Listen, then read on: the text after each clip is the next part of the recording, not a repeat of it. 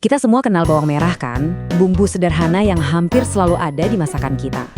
Tapi, pernah kepikiran nggak sih kalau bumbu dapur yang kelihatannya sepele ini ternyata lagi menghadapi ancaman global yang super kompleks? Oke, yuk kita selami kasusnya, gimana perubahan iklim bisa mengancam salah satu bahan pokok kita. Kalau kita ngomongin soal ancaman buat pertanian, mungkin yang langsung kepikiran itu hama atau mungkin penyakit tanaman. Tapi dalam penyelidikan kita kali ini, kita bakal nemuin kalau musuh utamanya itu jauh lebih besar dan jauh lebih susah ditebak. Yap, bener banget. Tersangka utamanya adalah cuaca. Dan ini bukan sekedar cuaca jelek sesekali ya, tapi pola cuaca yang makin gak karuan, makin gak bisa diprediksi gara-gara perubahan iklim. Inilah inti dari kasus kita. Sebuah tantangan nyata yang dihadapi para petani setiap hari. Ini bukan lagi sekedar opini atau perkiraan loh. Para ilmuwan sudah menegaskannya. Kutipan dari penelitian yang kita bedah hari ini menggarisbawahi kalau ini tuh kenyataan yang harus kita hadapi sekarang. Dan dampaknya langsung terasa di ladang-ladang para petani. Oke, sekarang ayo kita kerucutkan fokus penyelidikan kita ke satu lokasi yang spesifik.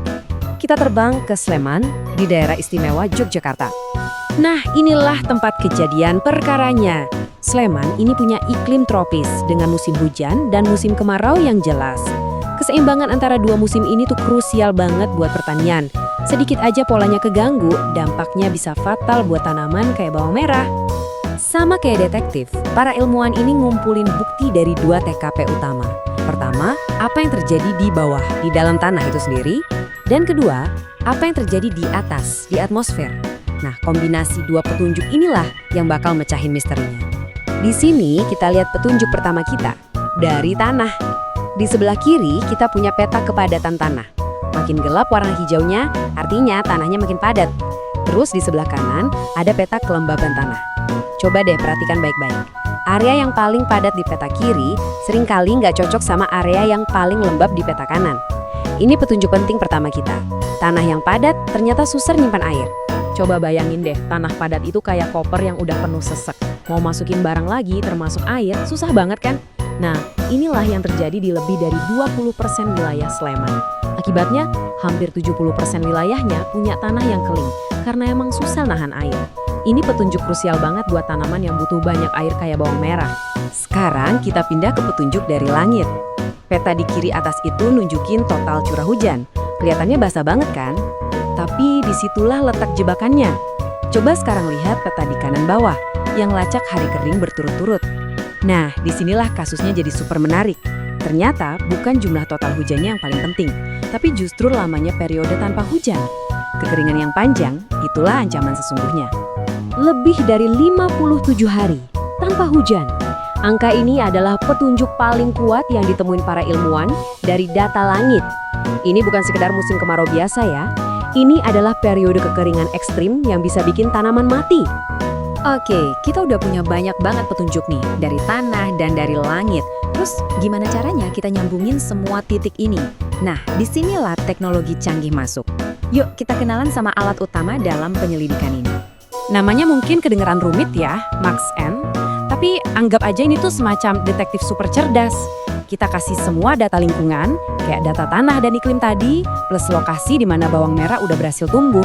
Nanti dia bakal nemuin pola-pola tersembunyi buat nebak di mana lagi lokasi terbaik lainnya. Prosesnya bisa kita pecah jadi 3 langkah gampang. Pertama, kita kumpulin semua barang bukti. Peta tanah, data iklim, lokasi bawang merah. Kedua, kita biarin si detektif AI ini menganalisis dan menghubungkan semua petunjuknya. Dan ketiga, si AI bakal ngeluarin sebuah peta tersangka, yang dalam kasus ini ya peta area yang paling cocok buat nanam bawang merah. Setelah si detektif AI menganalisis semua petunjuk, akhirnya tiba saatnya kita ungkap faktor mana yang paling bertanggung jawab ngebatasin pertumbuhan bawang merah. Ini nih momen puncaknya penyelidikan kita. Jadi, dari semua variabel yang kita selidiki, kepadatan tanah, kelembapan, curah hujan, sampai hari kering, mana yang jadi biang keladinya? Ayo kita lihat apa yang ditemuin sama detektif AI kita. 80,1%. Itu dia jawabannya. Faktor yang paling dominan, yang paling nentuin nasib bawang merah di Sleman, itu bukan jumlah total hujan, tapi lamanya periode kering.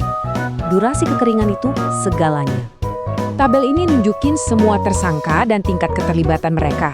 Coba lihat deh, jauh banget kan angkanya si hari kering berturut-turut dibanding yang lain?